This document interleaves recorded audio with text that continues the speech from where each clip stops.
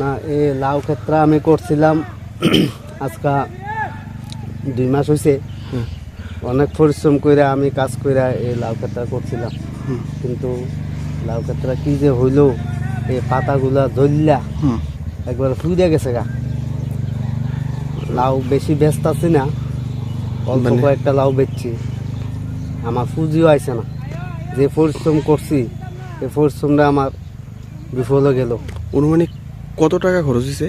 অনুমানিক প্রায় 20,000 টাকার মতো খরচ হয়েছে আমার, সার ওষুধ এই লেবার। এটা তো মানে নিজেই নিজেই করছি, ওই পরিশ্রমিক, এরপরে বাঁশ এই চার দিছি, চূড়া ক্ষেত চার দিছি দিয়া করছি, কিন্তু আমার এই ক্ষতি হয়ে গেল। এই পাতাগুলা দেখেন জ্বললা পুইরা একবারে হয়ে গেল। কোন জায়গা এটা? এটা নদীলাক।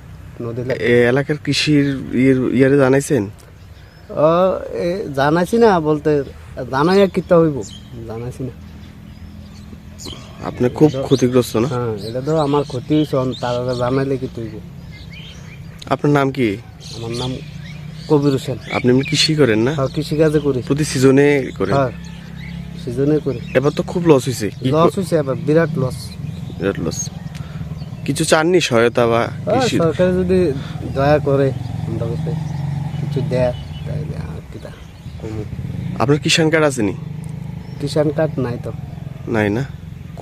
কইছিলি নি করতে অফিস থেকে?